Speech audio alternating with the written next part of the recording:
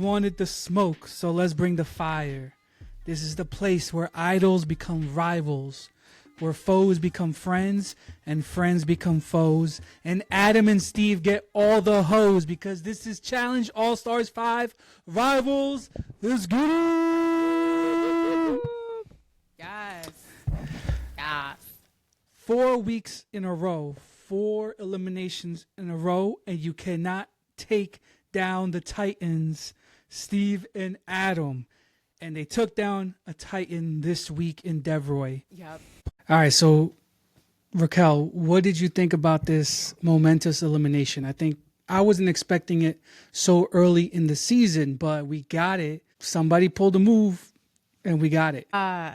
First of all, who would have thought that Adam and Steve were, I mean, not just surviving, but like thriving right now? I would have bet my entire life savings that they would have gotten eliminated the first episode. Damn. No faith? They were a good team. What are you talking about? I couldn't see it. And I think it's because, like, if you look at the other competitors, like, I really thought Devin and Leroy were going to go far. It kind of, to me, it kind of felt like when the teacher gives you the answers to the test and you still fail. It's like, Leroy, they paired you with Devin. What happened? I don't want to blame him. Like, it's just the cards. Why can't you win? Listen, I don't celebrate losers around here. I celebrate the winners. Give some respect to the old guys, the rusty guys, the tin men. Give some respect. They may be rusty, but they got experience and they know how to do puzzles. They know how to stay calm under pressure. They know how to roll cans while hanging from a line like a monkey. Like, these guys G'd it up, man. But there's a lot that happened in this episode. Before I continue glazing on Adam and Steve, let's start at the beginning. Mm-hmm. How did you feel about everybody and their mama calling home and wanted to talk to their kids? Bro, I fast forwarded through that. I just fast forwarded. Like, I didn't pay to see Dr. Phil right now. Like, I get it. You miss your family, but like, I don't want you to. No, let's skip. Let's watch the good stuff. I thought it was cute though. I mean, you see a little bit of humanity. You see just like, let's take the competitors out of the game and like, and obviously anytime anyone talks to their family when they've been away from home, it humanizes them a little bit. Not enough for me to care. I want to see blood. I want to see competition. I just want to clarify on All Stars. I'm more open to seeing what's going on at home, who they're married to, their kids, like, because these are the OGs. We want to see, what their lives are like. We got the bonus of here. We know Adam and Avery are a thing that happened on the last All Star season. Devin and Michelle are a new couple. Amber has a new baby. Leroy has a new baby. Very cute. So I think it's on All Stars. It's okay. The reason we don't like it on Flagship is they've sacrificed a lot of the drama or even the pranks that happen in the house to show us these side calls or people talking about. And so as Matches of Mayhem, I think as a group, we feel they've sacrificed too much on the Flagship to show us, motivations and why we're here. We want to see the drama. We want to see the funny stuff that happens in the house. And we're not getting that the last couple of seasons. We're getting calls home. So as I talk all this shit as my kid is coughing in the next room, possibly choking. But you know what? For the content, I'm going to stick right here. The content. Right? You'll be all right. Walk it off. That was cute. And then we go straight into one that I did watch was Devin and Michelle, where he's like, I've never missed anyone else ever on any season, and I love you so much. Did that feel believable to you? Damn, Mrs. Bananas over here casting doubt on their relationship. Holy shit, Mrs. MAGA Bananas over here. I think as it was coming from Devin. Okay. The problem is Devin can't say anything and we take him seriously. He's just that, like, you can never really read his face to see, are you joking? Or like, I'm sure he thinks this is the most gorgeous, perfect woman girlfriend he's ever had. I do, but it's something about his face that makes us not trust him. And that's his fault. That's because that's been his arc. By the way, I know this happens later in the episode, but did you see the flashback they had of him and Cheyenne in their first season? Yo, They look mad young. babies. They look like babies, especially Cheyenne. Like she looked very, very young. A bit young for me. I like her now. Respectfully. All right, so we get into Sundae Funday. Yeah. And I, from the previews, I thought this was going to be the trivia challenge, but it's not. It's even better, I think, to me. It was messy as hell. It was a survey of asking people questions about what they thought about the other teams in the house. Mm-hmm. And partners had to match up their answers, or they would fill up this nasty ass sundae with secret ingredients. So balsamic vinegar, ketchup, durian, mayonnaise, all the disgusting, well, on their own, not disgusting, except for the durian, but all mixed together. Yeah. A mess. Was there anything, I'll start, but I want you to think any of the questions that stood out, because there was definitely one question that stood out to me. I got to get this off my chest first. I'm going to let you rock. Okay. I'm going to let you finish. But Beyonce had, no, I'm a Capricorn. Why can nobody in that damn house respect Capricorns? Every Capricorn got forgotten in there. They were like, oh, Pisces, Aquarius. It's like, no, we're goddamn Capricorns, damn it. We want to forget you guys. You guys are rough. What? I'm going to go check on my daughter out of spite. No. I forget who. I think Amber was one of them. Like, but it was like 2 or 3 Capricorns in a row that they were like, I don't know what you are. I guess nobody cares about our birthdays. It's in the middle of the holidays. Everybody only remembers Christmas and New Year's, holidays off. They don't give a shit about our birthdays. You know what? It's fine. Whatever. I plead the fifth. Okay. So, any of the questions that stood out to you in this Sundae Funday messy challenge? I think there was a question, who can't you trust or something like that? There was definitely ones like, who's the most untrustworthy team in the house? Who's the most untrustworthy team? And Devin and Leroy was the most answered in that. And I'm shooketh because Leroy is such a stand-up guy. But look who he's partnered with. But he's partnered with Devin. But you have to look at the team as a whole. You know what I mean? Like Devin and Leroy, okay, maybe, but I think there's way more untrustworthy teams. Do you think in your heart of hearts that Leroy's game would outweigh Devin's game when they push come to shove? No. Hell no, exactly. Which is why they're the most untrustworthy. True. Okay. But I actually don't think they are. Because the one that is most untrustworthy is the one that's pulling the strings in the house, and that's Frank. And they got a couple of votes too, but the other one was, who do you think is the weakest team in the house? Yes. And Frank and Sam and Veronica and Katie got the majority of votes there. Do you agree with that? Yes. If I had to choose between Frank and Sam, I guess after seeing this episode, I would say the weakest team is Veronica and Katie. Because it seems like Frank has tricks up his sleeve, and he's not scared to like do stuff, like usually people are scared to throw in the big shots and they're scared to make big moves. It seems like Frank doesn't care. He's like, let's just throw these people in. I'll lie to their face. I don't give no fucks. And that's scary to be competing with someone like that. I guess I would disagree with the challengers to say, you guys called Veronica and Katie and Frank and Sam weak, but Veronica and Katie want you to think they're weak, but they're not getting voted in because they have connections. Frank and Sam's not getting voted in because they got connections. And I think we got to take weakness like in the full definition of how it applies in the challenge. I don't think it's fair to call Steve and Adam weak because they keep going in there and getting dubs, They're but not. they keep getting voted in. And I think with a combination of all different factors, I think Corey and Big T are the weakest team in the house. Maybe Corey's strong enough, maybe Big T, but they're going to get voted in. If it wasn't for Adam and Steve, they would be the one getting voted in all the time because that's what happens to Big T. Yeah. So to me, they're the weakest team in the house. They have no influence, they have no pull, and I don't think they're going to win a challenge.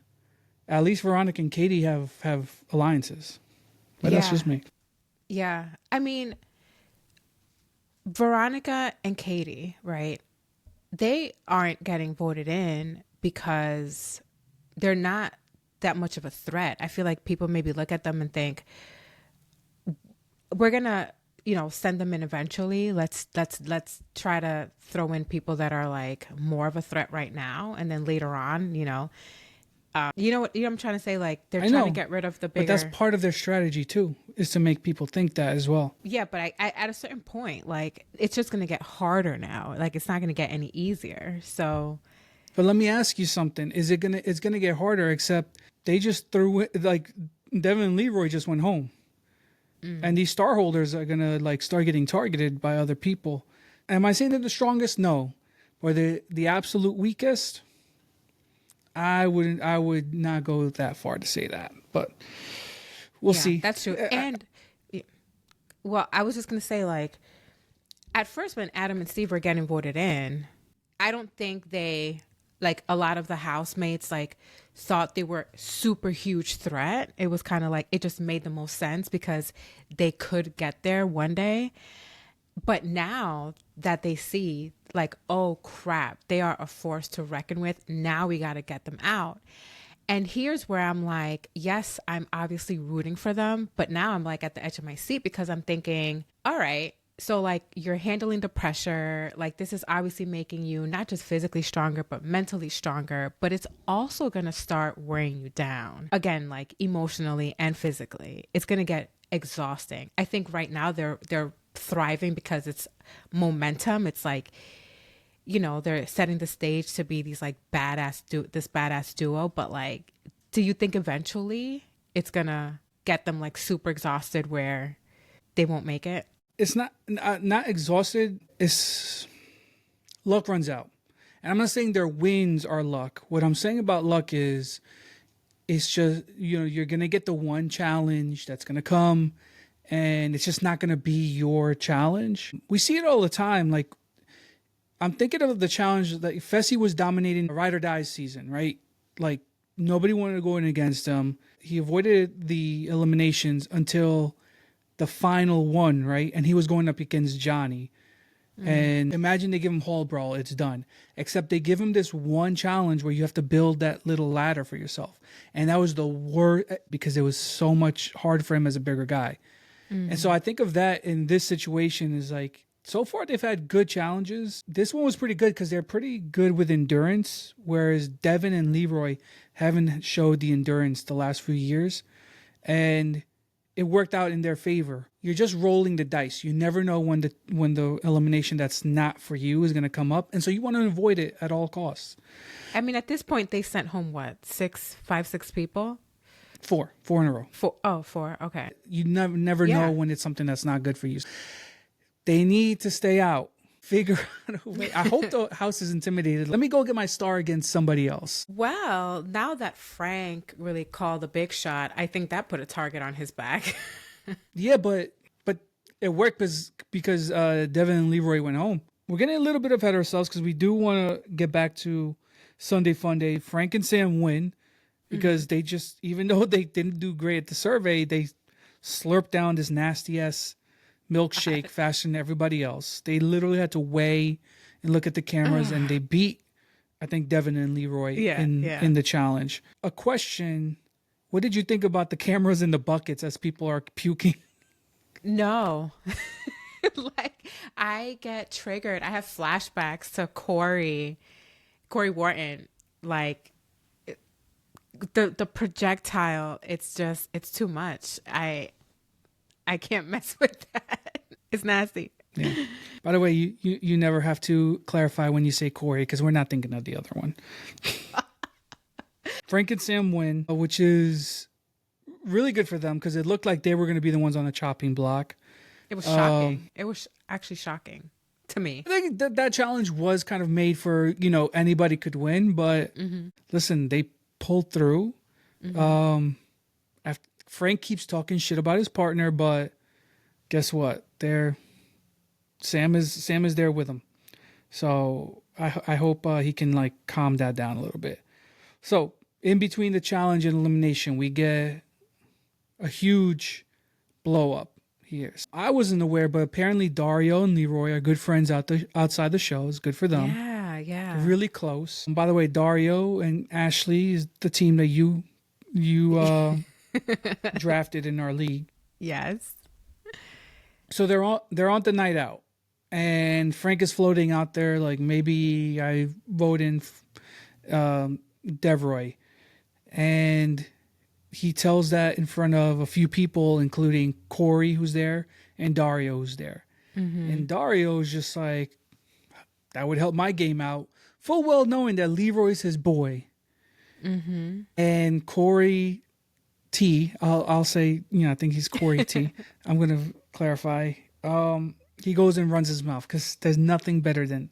Oh, he loved that. He loved getting the tea. Yes. He was like, I'm looking out for Devroy. Yeah, right. Yeah. You just wanted to be the one to share. I like how he also went and got Big T to sit Devin down because it's just like, Big T backs this. Like who cares that she's there? Maybe he is trying to be a good partner. It's like, hey, if this blows back, it's on both of us. I don't know. Okay. Devin hears this, immediately goes to Leroy and is like, yo, what's up with your boy? Why is he saying it would be good for us to get thrown in? And Leroy is like, nah, he doesn't believe it. Nah, Dario. Yeah. Not Dario. Yo. Then they sit down Dario, and he goes and says the dumbest shit. He doesn't even try to deny it or soften it. He says the dumbest shit yeah, that's good for my game. It makes sense, right? And Leroy's just like, you dumb fuck. No. You forgot about me? Ouch. So bro. what do you think about let's see the interesting strategy. Let's see if it'll play out, if it'll pay off. I hope so, because he had no type of remorse or anything. It was just very matter of fact, oh yeah, it's good for my game if you leave. I knew Leroy was going to go in when they started showing me pictures from 1990 of them hanging out. It's just oh damn.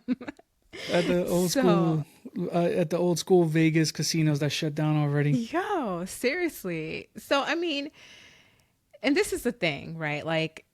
It's inevitable. You're gonna make friends outside, and you're gonna go home, and these people are gonna become your friends and even part of your family. I get it. So if your friends are and you are invited back to the game, don't expect things to be a walk in the park. It's it should be a thing where we know we're gonna backstab each other and at a certain point, and we just got to deal with it. Nah, I would never.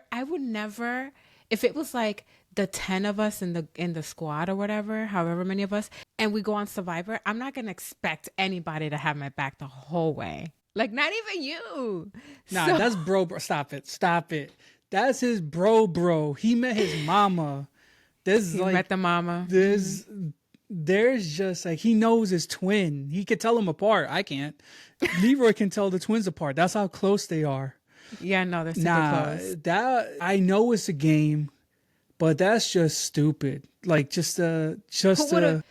would have been a better option, right? Who would have been a better option? But here's the thing. I don't. Dario didn't have to do anything there. That's the whole thing. He didn't have to do anything. Frank was going to do what he wanted. The stupidity comes into standing there and agreeing. You don't say nothing. Just let Frank do what he's going to do. And then when Devin comes to that, or if you don't say nothing, Corey doesn't go run his mouth. But even if you say something, just be like, that would be good for my game. And Corey goes to run his mouth. Have the fucking sense to just tell Leroy, he's like, I was just, it wasn't really a real statement. Frank's going to do he admitted that No, I it was would fucked like up. this to happen. This would be good for me. I would rather you be sent home than be here. That's what he told one of his best friends. Yeah. No, it's 1,000% messed up. It's like that's the stuff that you think and you keep to yourself. Like you don't say that stuff out loud. He needs to take notes from Josh. Like, let me pull out some tears. Let me see what I could do. You know, that kind of stuff. But it was messed up. Between Josh and Dario, and we know these Latino men, is the two opposite ends of the spectrum. Mm-hmm. Some of the Latino men were emotional, and I don't know. I'm saying me. I'm not that one. I'm more Dario, to be honest. To be quite fair. I wonder if he's a Capricorn. No, hell no. He's like he's actually. I don't know why I remember this. I think he's a Virgo. I was just gonna say. Okay. Because my dad's a Virgo, and he would react the same way Dario reacted in Devin's face to say, I'm gonna fuck you up. Yeah. Bro, it was not that serious, my guy. Yeah. It was not that. Why is he threatening to pummel Devin's face in? First of all, I'm not sure he can, because Devin's a bigger dude. But even if he could, we're on Challenge All-Stars. We're like halfway to the retirement home, Dario. Like, what are we doing here? We don't fight on All-Stars. Like, we have fun. And we all look at each other as like, isn't this fun that we're still doing this, even though we probably get our ass kicked on Flagship? Yo, well, let me save my comment to the end. But so you're saying Josh, Dario, two ends of the spectrum. Yeah. If they both go out and get drunk, by the end of the night, Josh is shedding tears saying, I fucking love you, man. And Dario's ready to stab somebody. That's the opposite. 1,000%. Somebody looks at him and says, nice shirt. And he's like, what the fuck you want? Oh, nice shirt. Okay, we'll see. I got a nice shirt. You got a nice face now. No, he went off. But also credit to Devin, who, even though like forget about that he got voted in, he worked this right. Like if he didn't want to work with Dario, he worked it right so he could turn Leroy against him in the game. And now he has a little more power. So he's so good at this. He's good except at that. There's one guy who I think is better this season, and that's Frank. Frank got him fooled. Frank pulled this little deal 2 challenges ago saying, we're working together. He got Sam to make good friends with Devin to believe it. And then he threw him to the wolves. With no shame. No shame. No shame. I love to see it. What do we got to say about Frank's gameplay this season? It was risky. It was very risky. They could come back. They could have come back. Yeah. It's a different kind of Frank from previous seasons. And I think he much more calculated. Yeah. Much more calculated. He took notes. He learned from his mistakes and he's like, I know what to do now. So I could totally appreciate that. And at the end of the day, it's like, you're there to win some money. So you got to take these kind of risks. Like he's not playing a scared game so far. I'm here for it. Also got to give credit where credit is due, because a lot of people made fun of Sam, but Devin was Sam's boy. And when they called him down to the Sam, I didn't see no remorse on Sam's face. Sam was just like, it's Devin and Leroy. She went along with it all the way. She went all along with her partner. That's cold-blooded. That Frank doesn't care. He doesn't care about nobody. He doesn't owe anything to Daddy anybody. will throw you in. That's Frank. Sam seems like Sam is the challenger we wanted all along on the last couple of seasons. She's out here fucking. She's out here fighting. That's what we want to see. So salute to Sam. Salute to Frank. They're running this game from the shadows. They didn't win no challenges, but somehow they're running this game. Yeah, I'm curious to see how far they're going to get, though, because Frank and Sam are giving me Ashley and Anissa vibes. It's like at a certain point, Frank is just going to hit a breaking point where he's like, you got to pull your weight. No pun intended. You got to sorry. Hold on. It just reminded me of the bicycle. The bicycle scene from this episode. Why they do Sam like that? Frank's already been on the bike. He's been wrong. on the bike for an hour, and Sam's like, I'm just getting my water, and I'm gonna fix the seat. And Frank's like, yo, I'm on minute 52 here. My Peloton class is almost done. Why they do Sam like that? Yo, for real. It gives me Anissa and Ashley vibes. Like Where Ashley Ashley's like working out, Anissa's like getting another glass of wine. Like, I'll work out tomorrow. feet up on the couch, like Yeah. Yeah. So I think Frank is just gonna reach a breaking point. So we'll see. Over a barrel. Mm-hmm. Probably my favorite challenge thus far. This one was pretty cool. Because it involved everything: endurance, speed, strength, puzzle, and it was a big heavyweight fight. Mm-hmm. 2 guy teams going at it. Well, what did you think of this one? I loved it. I think here's where I just don't think Leroy had a standing chance, because you were talking earlier about like certain challenges are just not made for you. You're just not going to win. And this to me felt like that for Leroy, which is disappointing, but he also needs to work on staying calm under pressure and not getting so frustrated. Don't worry about what other people are doing. If you are going to look at what the other team is doing, try not to let that totally discourage you. He's been through so many of these eliminations that I'm surprised he hasn't built that resilience, but I think it's because he wants it so bad. I wish this was one where only one person went home versus 2, because it sucks to lose both of them. Your comments on Leroy, I agree, but I actually want to take a look at Devin's elimination gameplay, because season 40, we played the shit out of him, because against Kylan, he was like talking all this smack during the elimination, like slow and steady. You got to take it easy. Mm-hmm. And everybody in the crowd is like, why is he going so freaking slow? Mm-hmm. Like, hurry up, Devin. And he got smoked. He got smoked by Kylan. And then he made all these excuses. And there was moments on this one when even he was working on the puzzle. And I told you, I was just like, if they're going to pull through, it's because Devin's going to finish the puzzle quick and go help Leroy. Yeah. But he was going mad slow. I don't know what it is. In his mind, it's like, no, slow and steady wins. No, fast and steady wins the challenge race. Go fast, move fast. And I don't know where he got this little strategy. It doesn't work. It doesn't work. One other thing. Leroy hasn't made it that far since he stopped playing with Johnny. Just going to throw that out there.